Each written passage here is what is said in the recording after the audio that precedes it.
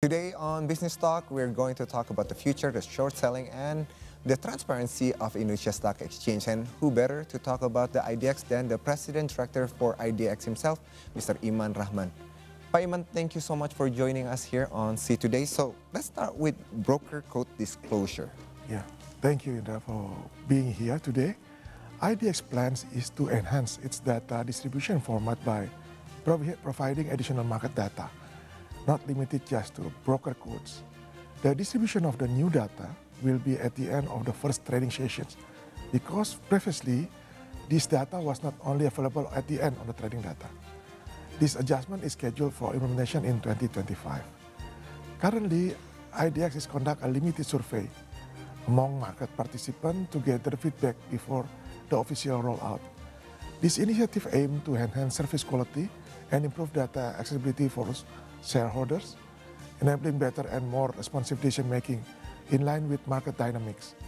With more information being distributed, we hope that investors can have a better investment decision.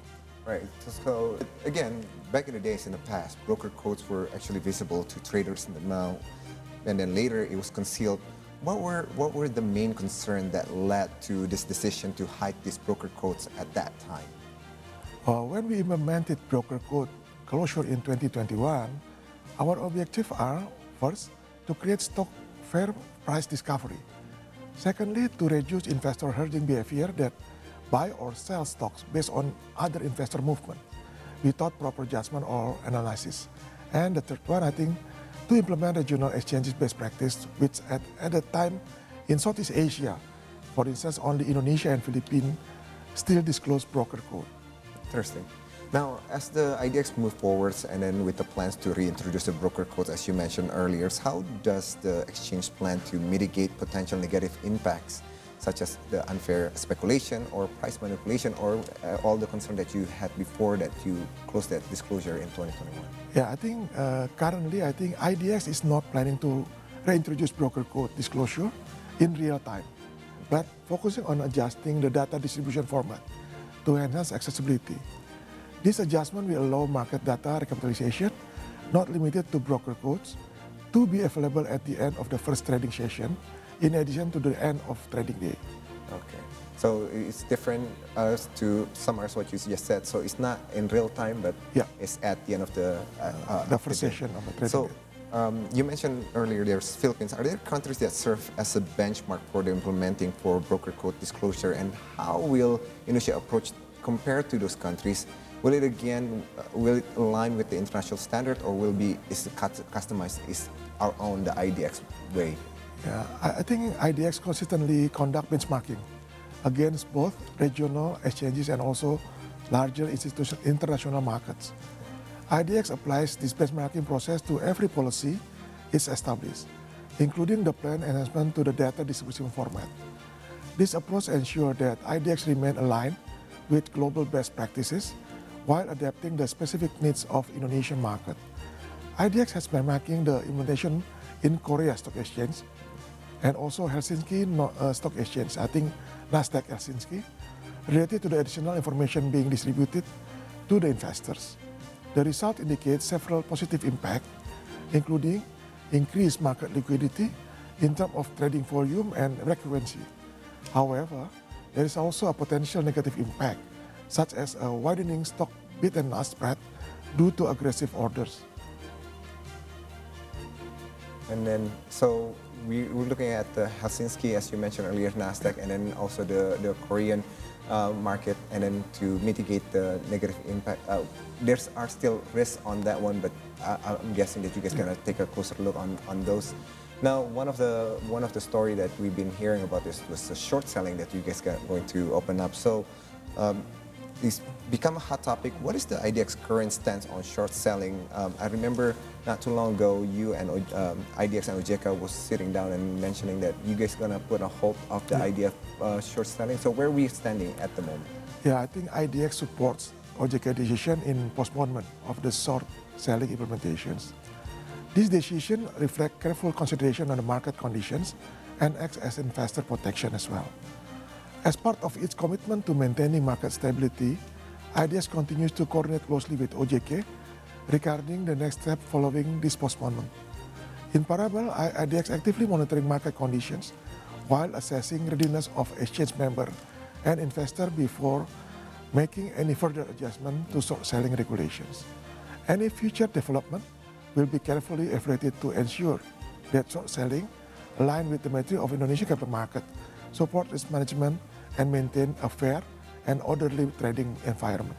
All right, so talking about the future with the reintroducing of broker code, well, not reintroducing the broker code disclosure, but letting people know what's been happening throughout the day. Are there any plans to adjust the short selling regulation, either tightening it or relaxing the rules to ensure that align with the broader market transparency efforts?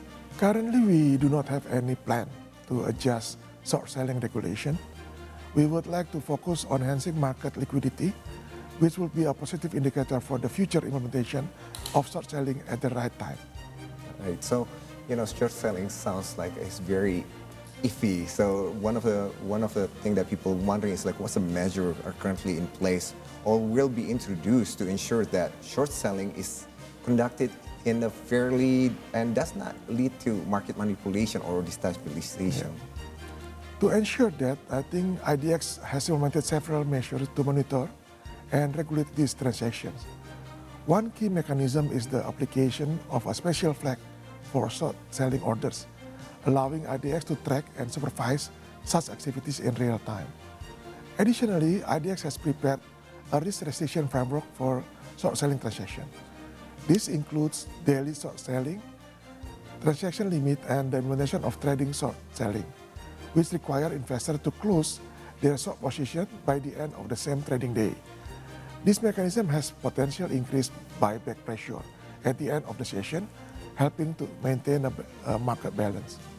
Going forward, IDX will continue to evaluate market conditions and refine its regulatory framework to ensure that short selling is conducted responsibly while supporting liquidity and market stability. All right.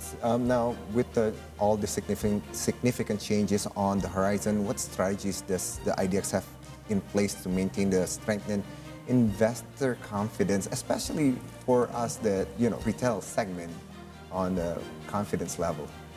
Yeah, I think some strategies to foster positive market sentiment might include, I think the first, IDX is the current stage of obtaining OJK approval to enhance market transparency through improved data distribution. Secondly, I think we are in progress to allow liquidity provider. Currently, 11 stock exchange members have expressed interest as a potential liquidity provider by joining the stock exchange member pilot program.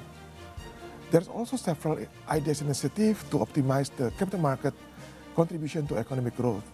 I think first is about conducting high-level meeting with the government to promote capital market utilization in securing necessary investment to achieve 8% growth target by 2029. Second, collaborating with OJK to formulate initiative aimed to improving capital raising efficiency in the market, including accelerating IPO process and right issue process, as well as expanding alternative instruments such as REITs or direct infrastructure fund or DINFRA and asset-backed securities or EBA SP. Right. Now, before I let you go, you're the head of IDX at the moment. So, is there any message which you'd like to share with investors about the future of Indonesia stock exchange capital market as we move forward, greater transparency and regulatory reforms that you have mentioned earlier? Yeah, I think the latest data shows that IDX composite or IHSG has dropped by almost 12% from the beginning 2025 until March 25, 2025. Foreign investors have also recording net sell even more than 33 trillion IDR. This downward trend in IHSG or IDX composite is driven by a combination of external and also internal factors, including the market sentiment.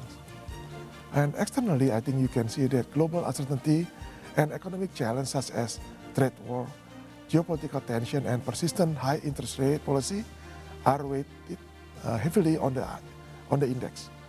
Internally, the market is paying a close attention to the government recent announcement of the budget deficit. Additionally, I think concern persists regarding key economic indicators. Investors are waiting update on the government strategic programs. Despite these challenges, I think we remain optimistic for the capital market. Why? The current price to earning ratio or PE ratio for stock on IDX is tend to be low. Currently it's about at 10, the lowest amongst the ASEAN countries. Furthermore, many IDX listed companies continue to demonstrate strong performance, as you can see as evidence that by positive revenue and net income growth in the fourth quarter 2024. As such, investors are encouraged to stay alert to this development and consider leveraging the situation as an opportunity for investment. Pak Iman, thank you so much for sharing with us here on See Today. All right, that was our conversation on the future and the transparency and short selling here at the Indonesian Stock Exchange with Pak Iman Rahman. Please stay connected with us. We're available on Instagram, X, and YouTube at ctodaynews.com. Let's stay connected.